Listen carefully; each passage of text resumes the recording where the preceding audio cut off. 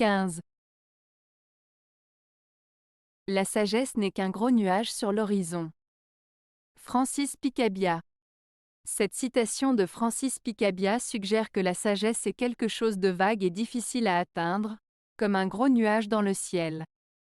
Cela peut également impliquer que la sagesse est quelque chose qui, bien qu'elle semble être visible et accessible, peut s'avérer être illusoire ou trompeuse. En d'autres termes, la sagesse peut sembler être à portée de main, mais elle peut être difficile à trouver ou à comprendre. 14.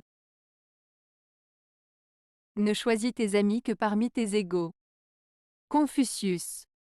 Cette citation de Confucius signifie qu'il est important de choisir ses amis parmi des personnes qui ont un niveau social, intellectuel ou émotionnel similaire au sien. En choisissant des amis qui sont nos égaux, nous avons plus de chances d'avoir des relations équilibrées et gratifiantes, basées sur la confiance, le respect mutuel et la compréhension réciproque. En effet, lorsque chacun est sur un pied d'égalité, il est plus facile de s'identifier à l'autre, de partager des centres d'intérêt communs et de se soutenir mutuellement dans les situations difficiles. En revanche, si l'on choisit des amis qui sont très différents de nous en termes de personnalité, de culture ou d'aspiration, il peut être difficile de maintenir une amitié durable, car les divergences peuvent créer des incompréhensions ou des tensions. 13. Aimer, ce n'est pas se regarder l'un l'autre, c'est regarder ensemble dans la même direction. Saint-Exupéry. Cette citation de Saint-Exupéry, l'auteur du célèbre livre Le Petit Prince, évoque l'idée que l'amour n'est pas simplement une affaire de regard mutuel entre deux personnes, mais plutôt d'une volonté de cheminer ensemble vers un but commun. Cela signifie que pour que l'amour dure et se renforce, il est primordial pour les deux personnes de partager des intérêts communs, des objectifs, des valeurs et des projets pour leur avenir commun. Ce qui importe, ce n'est donc pas seulement de se sentir aimé, mais aussi de donner et de recevoir de l'amour tout en cherchant à avancer ensemble dans la vie.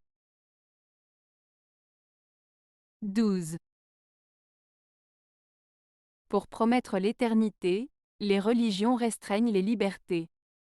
Jacques Attali.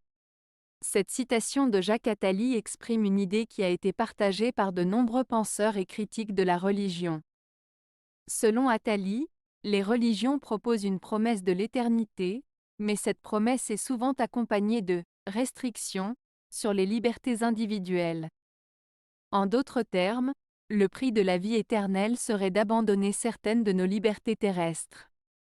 Il est vrai que certaines religions imposent des interdits et des obligations strictes à leurs fidèles, au nom de leur foi, ce qui peut limiter leur liberté de pensée et d'action. Cependant, il convient également de noter que la plupart des grandes religions prônent des valeurs telles que la tolérance, la compassion et le respect de la dignité humaine, qui peuvent contribuer à promouvoir la liberté et l'égalité. En somme, cette citation soulève une question intéressante sur le rapport entre religion et liberté, mais elle ne doit pas être interprétée de manière simpliste et univoque. 11.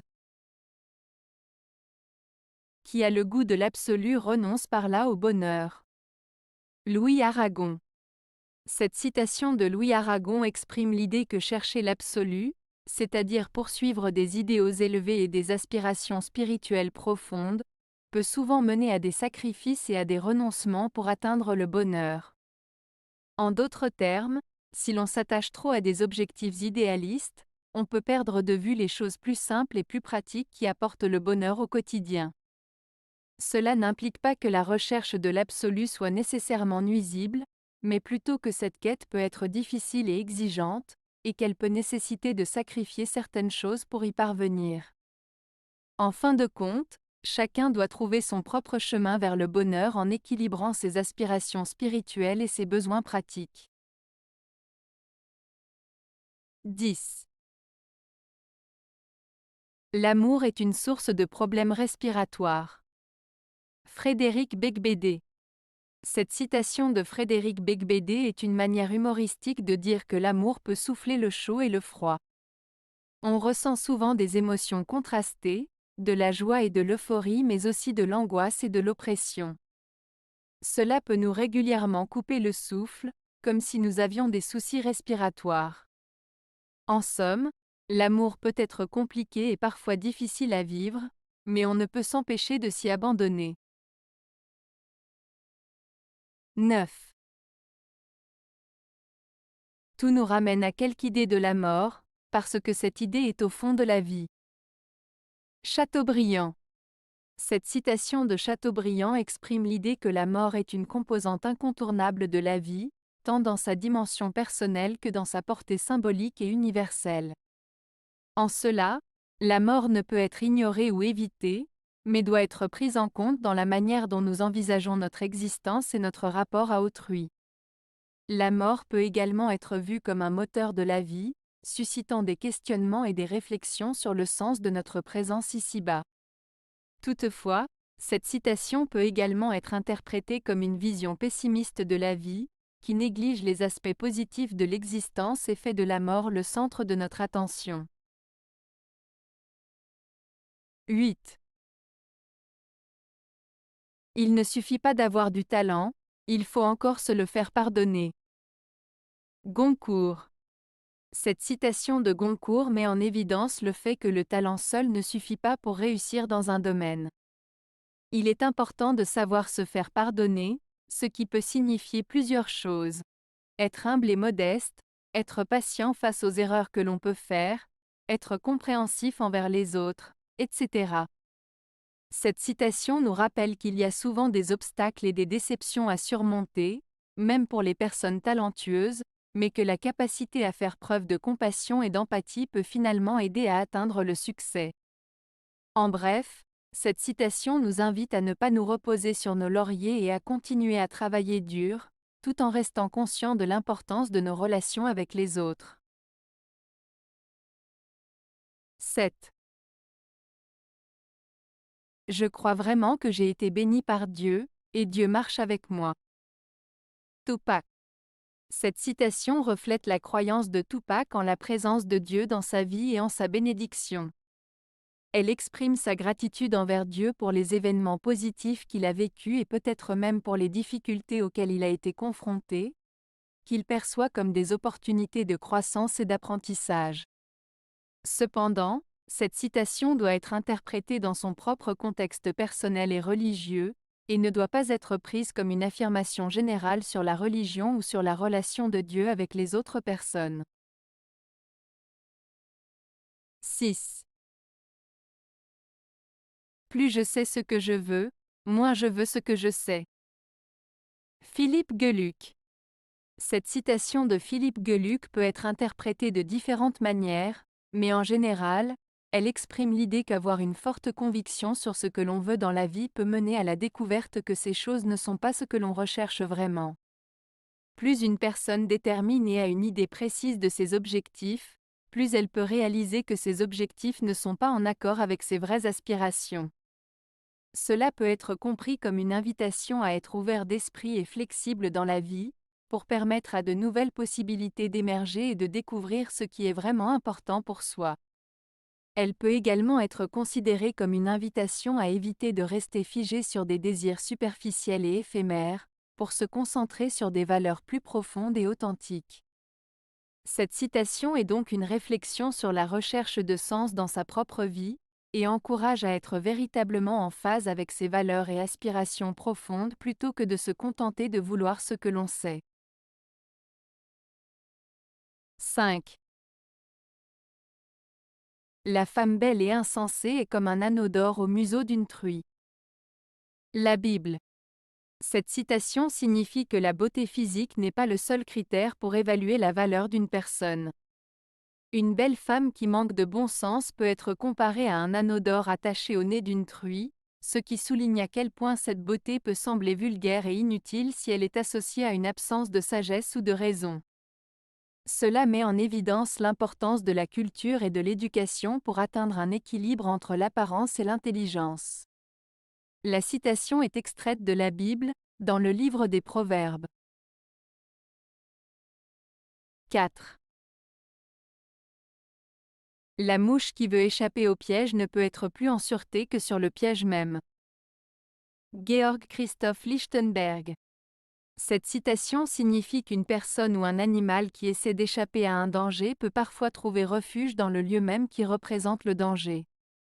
Dans ce cas, la mouche est plus en sécurité sur le piège à mouche que n'importe où ailleurs, car elle sait qu'elle ne sera pas capturée tant qu'elle reste sur le piège.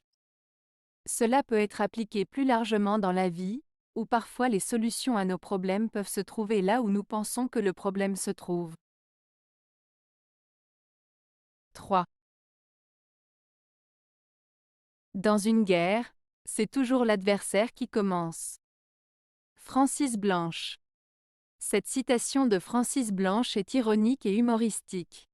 Elle suggère que dans une guerre, personne n'admettra jamais avoir commencé, même si c'est évident.